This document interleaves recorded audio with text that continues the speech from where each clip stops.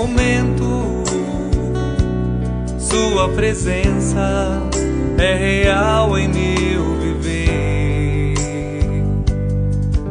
Entregue sua vida em seus problemas.